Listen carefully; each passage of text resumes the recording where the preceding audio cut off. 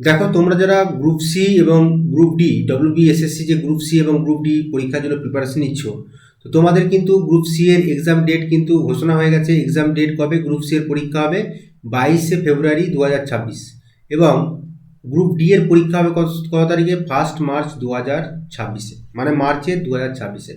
তো তার আগে এই পরীক্ষার জন্য রেডি নিশ্চয়ই তোমরা অনেক আগে থেকেই নিজেদের প্রিপারেশন শুরু করে দিয়েছো। তো যারা এখনও শুরু করোনি, হাতে এখনও তোমাদের কাছে কম বেশি প্রায় 2 মাসের মতো সময় আছে। তো এই 2 মাস যদি 1.5 থেকে 2 মাস যদি তোমরা ভালো করে প্রিপারেশন করো, তাহলে কিন্তু এই যে গ্রুপ সি বা গ্রুপ ডি এর জন্য তুমি অনেকটাই প্রিপেয়ার নিজেকে করে নিতে পারবে।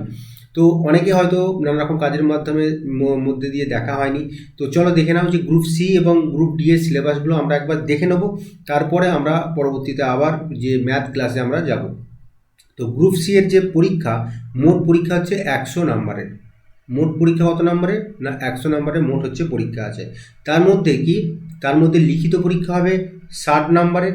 ঠিক আছে, তোমার যে একাডেমিক কোয়ালিফিকেশান যেরকম, মানে পরীক্ষা যে মাধ্যমিক এবং যে নাম্বার আছে, সেই নাম্বার যে একাডেমিক কোয়ালিফিকেশান হিসাবে তোমার কত নাম্বার আছে? তোমার হচ্ছে 10 নাম্বার। এবং তোমাকে এখানে কিন্তু টাইপিং টেস্ট লাগবে বা কম্পিউটারের যে টেস্ট যেটা লাগবে ওটা হচ্ছে 25 নাম্বারের।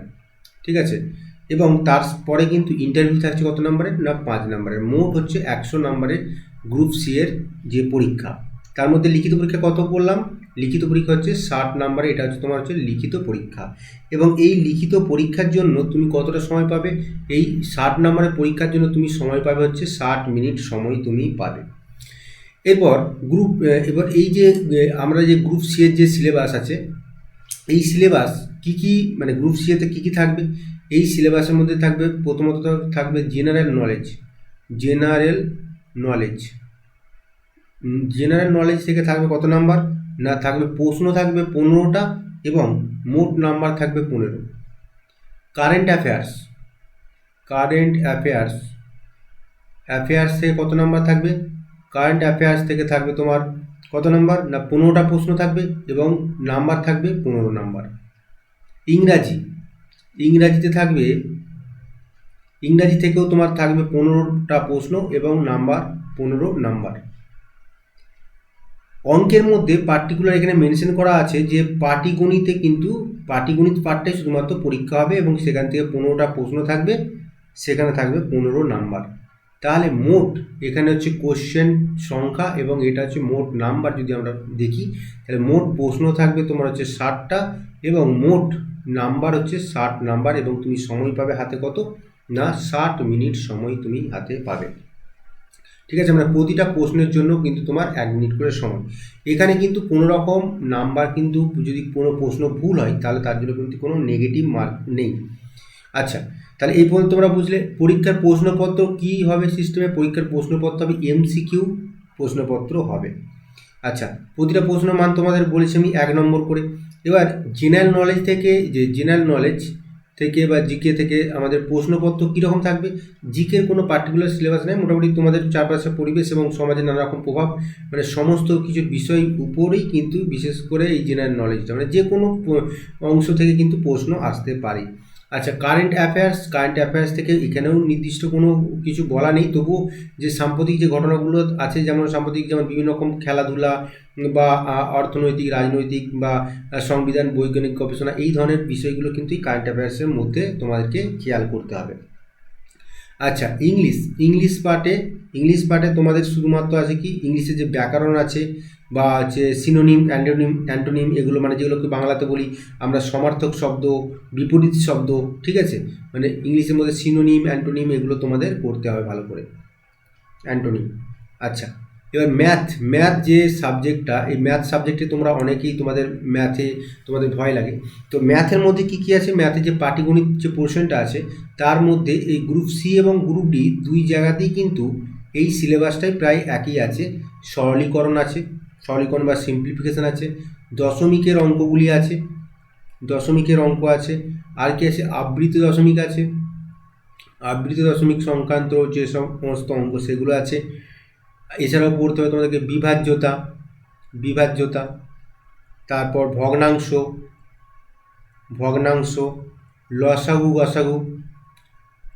লসাগু, ঠিক আছে, লসাগু এবং অংশীদারি কারবার, অংশীদারি কারবার, এগুলো সব কিন্তু পাটিগণিত প্রশ্নের মধ্যেই পড়ছে। অংশীদারি কারবার, তারপর হচ্ছে গড়, অনুপাত সমানুপাত, অনুপাত সমানুপাত।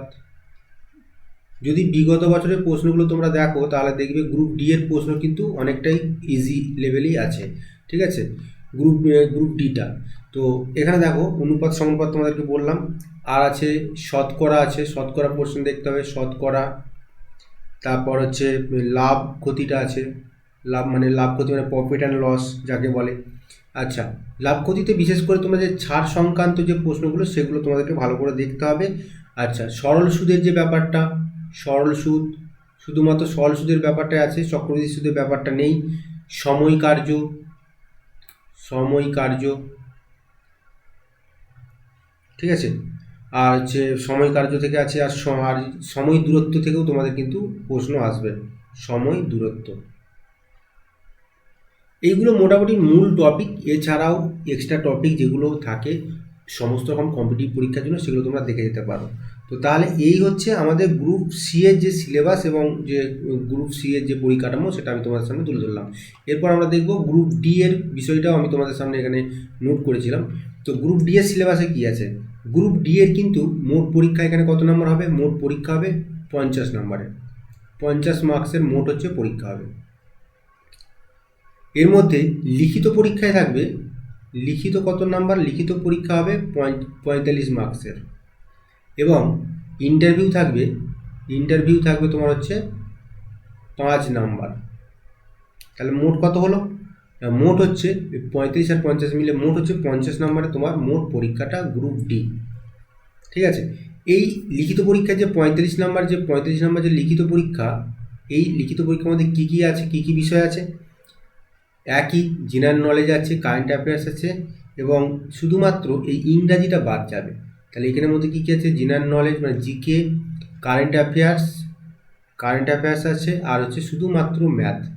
এক্ষেত্রে গ্রুপ ডি এর ক্ষেত্রে ইংলিশ পোর্শনটা বাদ হয়ে যাচ্ছে, এবং প্রতিটা পার্ট থেকে তোমার হচ্ছে 15টি করে প্রশ্ন থাকবে, এবং 15 করে নাম্বার থাকবে। মোট হচ্ছে 3 15 45টা প্রশ্ন, এবং 3 15 45 নাম্বার মোট তোমার পরীক্ষা হবে, ঠিক আছে।